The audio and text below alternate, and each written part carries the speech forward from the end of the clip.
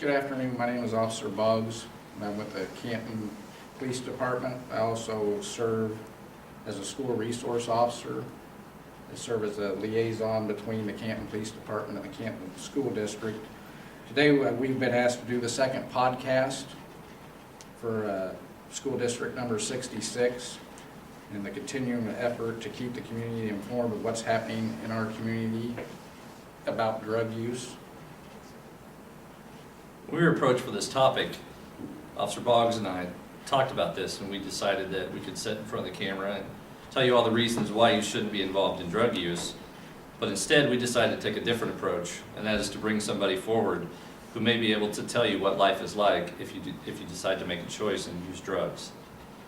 So today, we've brought a 20-year-old male in front of us to talk about his battles with drug use. He's going to share with us his experiences today.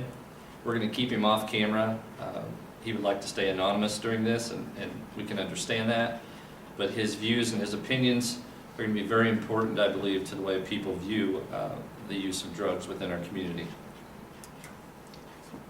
First off, I'd like to ask you a question as far as a gateway drug.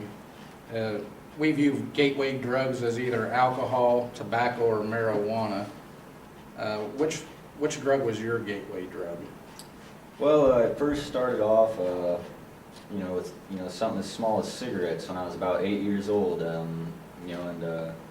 It progressed to trying alcohol here and there, and then by the time I was about 11, actually drinking alcohol to the point of intoxication, where drinking with the means of getting drunk, not just to try it or drinking to feel the effects of alcohol. At about 12, and then around about 13 is when the marijuana came into play, and it just took off from there. How's your life been affected by the drug use? And by that question, I'm asking, how has it affected your family life, your financial, and probably one of the most important things is your job, which can help predict your future. Right, well, as a result of my drug use, I've lost connections with some of the people in my family.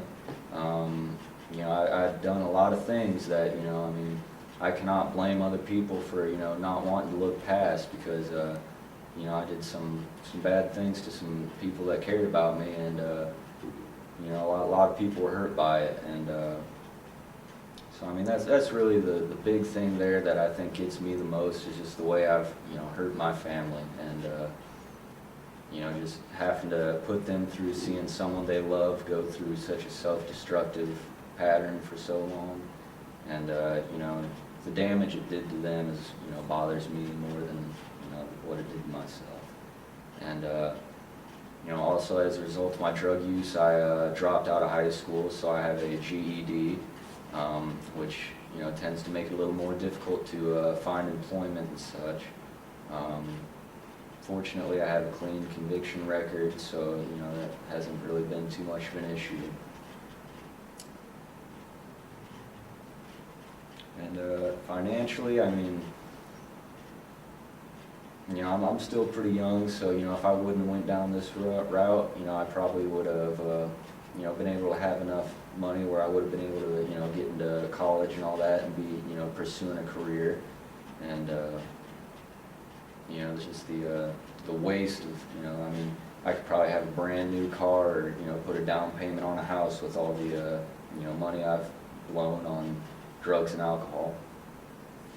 How many applications have you ever filled out in your lifetime?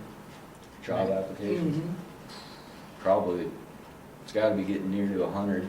And I've only had probably about 4 jobs. Just because it's so difficult when you don't have the the high school diploma, the college diploma, and all that. That's Right. real important in today's world. When you were using, did a job have any importance to you at all? Absolutely not. If there was something I could do to get money here and there to support my habit, I'd do it. But as far as having a structured job where I had to get up every morning and go out and do something, it was never even a thought in my head. I had to keep with the lifestyle. I had to it was all just, everything revolved around getting high, getting drunk, that was it. Do you believe that it took you to hit rock bottom and get caught? Do you think that has helped you? I think, that's what it took for me, at the point I was at. I can't say that, if this and that, if I would have done this and that in the past, it would have changed anything, but, I can say that I've known many people who have, so to speak, nipped it in the bud, the whole situation before it got to that point where it had to get, where, you're, looking at such, great consequences. And, they came out of it a lot better, because it's one of those things, the farther you let it drag out, the harder it is to claw yourself back and, pull yourself up by the bootstraps. The farther down you go, the harder it is to get back up. So, if it's what it took for me, that's what it is, but, I think that, it's one of those things you can stop, if you can put a stop to it and halt it, then it's going to be much easier than just letting it drag out until you get into a position like that. What steps have you taken to get out of this lifestyle? Well, I'm in the drug court program, and that has been extremely helpful to me.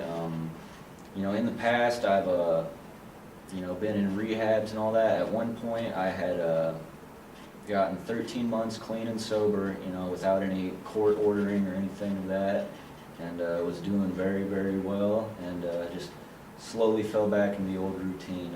Started hanging out with old friends sooner, started getting back into the scene again, started smoking weed again, drinking pills, and then I was right back where I was. And, after that, things got really bad, got in trouble with the law. I was lucky enough to get into the drug court program. And since then, I've just been, going to the AA meetings, the classes, the probation meetings and all that. Recently got employed, so now I'm on a normal routine where I wake up, I go to work, I interact with people, and I'm living a more or less normal life, especially in comparison to what I was doing. So I just had to slowly integrate myself back into society. Well, congratulations on your recent employment. Thank you. How much did peer pressure have to do with your choices? At the time, I always thought that, peer pressure was just, something that, they made up, that they threw out there, because, it's not like what some people think it is, it's not, people are strong-arming you into doing something, but it's, the pressure in your own mind that, you see people that, you may have grown up with being good friends, or, people that are a couple years older than you that you looked up to, and you see they're doing this sort of thing. And, they might not be, putting you in a position like, here, do this, but just from them being in that position where you might look up to these people, and, you're seeing, them do these things, and, you've wanted to, you want to be one of the cool guys, you wanted to, be one of them. And, I think that's the way peer pressure played more for me. I was never... You looked at your role model, them people as your role models? Exactly. I just picked terrible role models, and, and those were the people I looked up to. And, even in, music, movies, all that, every, rock star, rapper, movie star you hear about, they're all involved in that sort of thing. And, if you don't really know what that's about and you see that, you might look at it as a glorious lifestyle. And in reality, it's the exact opposite. I've known you for about 9 months now, and I spoke with you and asked you to come here and tell your story today. Why did you agree to do that? Well, the way I look at it, if my story can keep one person from going down that road, then, I'm going to do everything I can to do that. For every person, as far as I'm concerned, that, might stay away from, that drug and alcohol lifestyle, just by listening to this, that's a life saved. That's one less overdose, that's one less, person out there, committing crimes, and, you know, I just hope that people will, you know, listen to this and, you know, learn from it and try to, you know, even if they are involved in something like that, just to realize that there's help out there for them. You know, it's not too late to get help. You know, it's never too late, no matter what you believe. And, you know, I just hope that, you know, it can reach someone and either help them get out of that lifestyle or keep them from getting into it to begin with. Thank you very much for your time. Appreciate you coming in and talking. Do believe next month students will be talking about the P2 D2 program that was brought into our department 2 or 3 years ago. Thank you.